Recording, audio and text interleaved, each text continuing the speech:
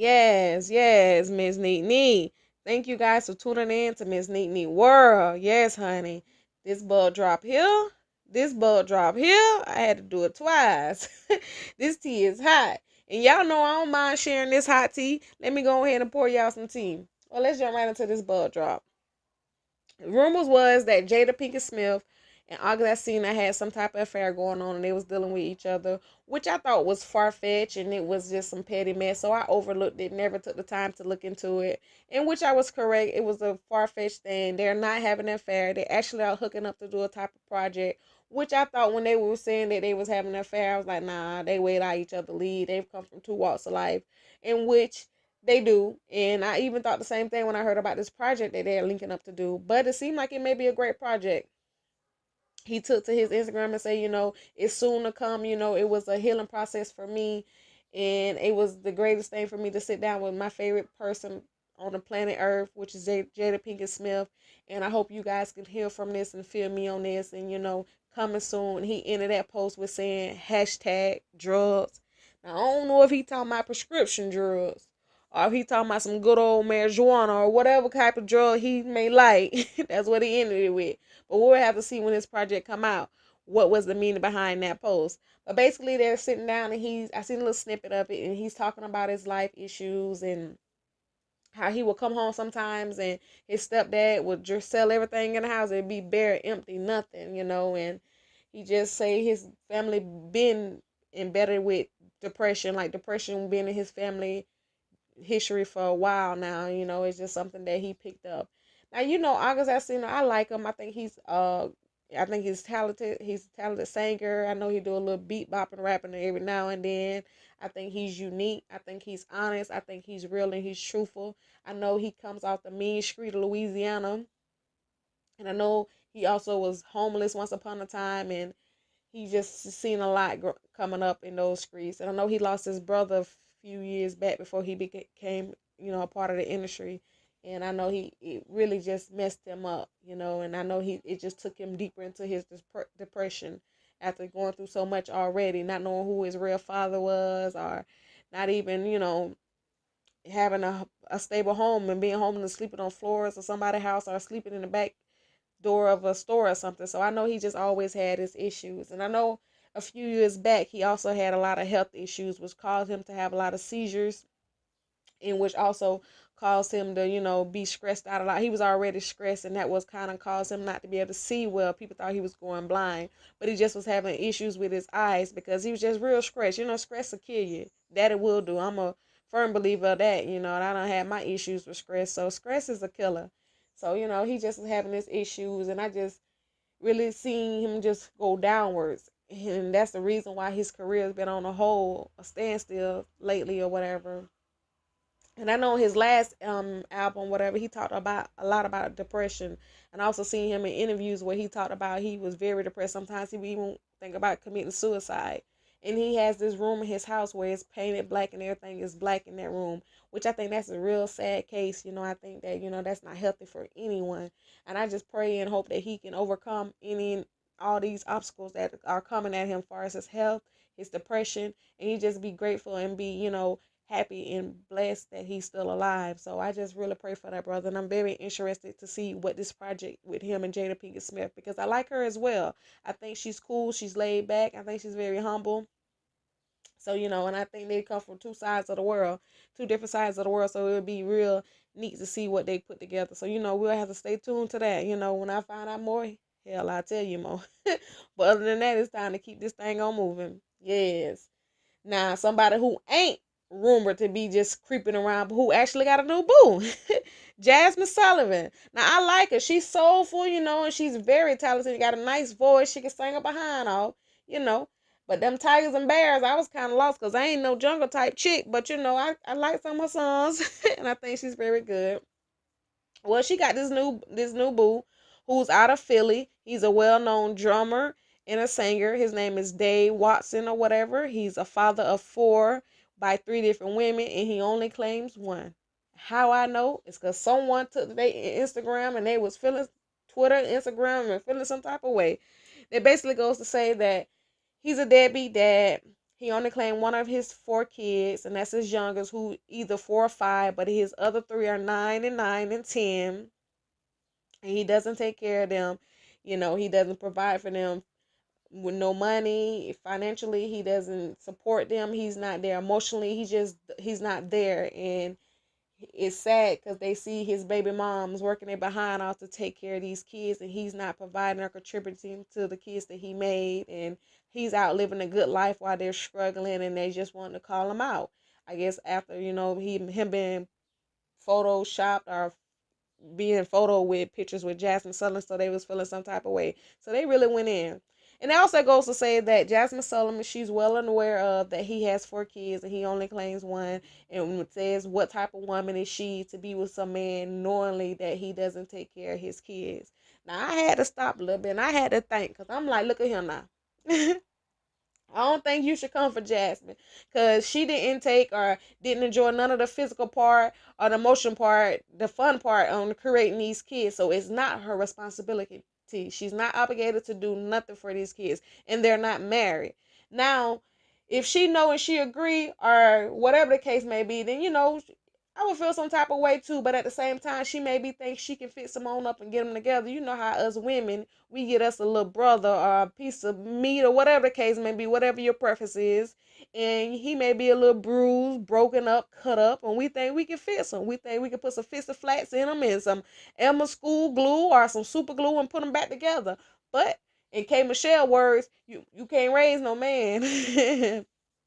So, I don't know what she may be thinking. I don't know if she thinks she can encourage him to be a better father figure in his kid's life and encourage him to be more, there and be a lot more, evolved. I don't know what the issue is. I don't know if she know, or if he telling her with some sweet nothing in their ear and telling, them ain't really my kids. I need a DNA test. You just never really know.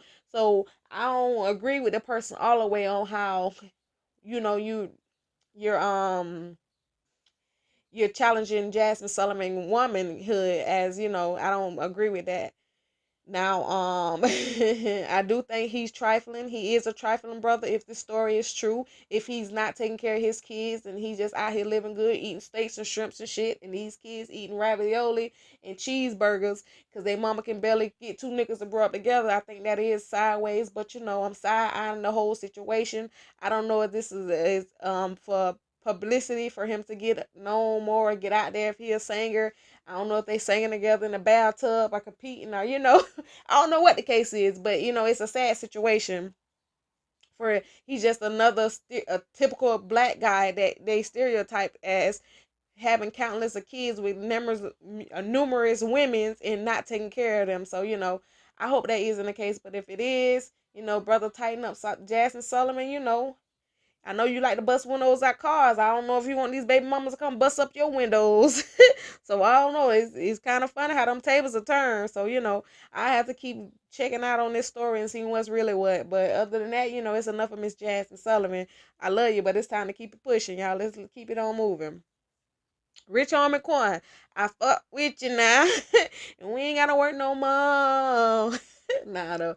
Rich Homie Quan was arrested on drug charges in Georgia's. It doesn't say what type of drugs he had or whatever the case say. It doesn't even say if he was bonded out. It does say he was arrested with possession of drugs. So, Rich Homie Quan, tighten up, man. You got to be better than that. You trying to be all sophisticated out here in these streets and get them money and be, to be executive, not producer like y'all, but be executive over, CEO over your own empire. You can't be out here getting caught up with these drugs in your car, these illegal drugs, and get you thrown in them bars. But y'all, let's keep it on moving. Good luck to you, Rich Homie Quan. Now another rapper, this rapper here. Now y'all, I'ma sit here and I'ma say to him, I ain't a fan of this rapper here. That doesn't mean that the brother isn't talented or he ain't going nowhere or he ain't speaking some real mess. But his name is Chief Keef. He's a rapper. He's a young rapper. And, he always here and there, I hear all types of crazy story about him, and having all these kids and naming them blue and orange. Just a lot of crazy stuff I heard about him or whatever. But one of them baby mamas done caught up and broke into this boy house. Girl, you gonna go to jail breaking and entering in people's house. Well, she broke in his pool house and she seen some Instagram, these Instagram models up in his house, and she cut up, I guess, whooped the girl up and kicked her on out the house. And then she took off and then she jumped on her Snapchat. I mean, basically saying that these thoughts are pitiful. It's sad how y'all want to be with a dude who don't want y'all. He just want to hit and quit it and whoop the whoop the whoop. And y'all should just tighten up and, just being a little bit of extra. Well, I'm like that here. Baby, he must want something because they was up in the pool house and you had to break on in there to get them out. So I'm going to leave it at that. Chief Keef, you get your baby mamas together. Tell them to tighten up. Lord have mercy. Y'all, let's keep this thing moving. Well, the last third of this bud drop. Tiny and Tamar Braxton. Now.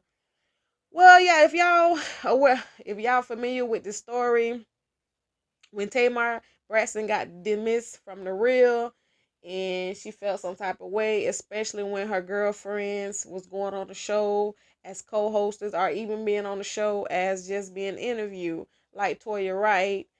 She felt that Toya Wright shouldn't have went, but Toya Wright was like, we cool, but we ain't all that cool. And if for you to be hating off me promoting my book or me getting on a platform just to tell my story. And it was around the time that after she lost her brothers as well. And you was acting like you was sad and on her side. But when the girl go to promote a book or whatever, you feeling some type of way and saying she ain't your friend and block her on Facebook, Twitter, whatever it was, some little petty mess. Tamar just petty.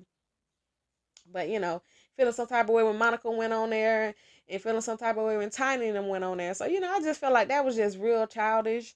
And I know her and Tiny go way, way back, and I think Monica as well. But her and Toya Wright was more so new friends. No more new friends. That's what they say, no new friends. Well, anyways, so she obviously felt some type of way and she started communicating with all three of those women. And, she always was getting her feelings. I think she took a break from Instagram and Twitter for a while, and obviously she came back. Well, a few weeks back, she took her Instagram and said she wished she had a baby girl. Then Tiny Mom, boy, Tiny Mom don't play. She'll get you together. Y'all don't be watching T.I. and Tiny. She'll get you together. Miss Diane ain't playing when it come to hers. But she basically replied to Tamar and was like, why you don't reach out to your goddaughter, Aris? Excuse me, Aris Harris, T.I. and Tiny last daughter. And I guess a fan or two or somebody else commented was like, yeah, that, why you don't talk to the baby? You should still deal with the baby even though you're not talking to her mom. Basically co-signing what Miss Diane said. Tamar gonna write back. She came back and basically says, you guys don't know the story. You just know that one part of it is more than one side to a story. So Tiny is my son godmother's mother as well. She don't come by, she don't visit, she don't do her part either.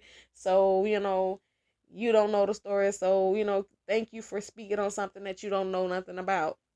Excuse me. So, she replied and ended it with saying, I guess I was not busy today. So saying that's why she replied, girl, you gonna reply regardless because that's what you do, busy and not busy, and you ain't booked to capacity no more.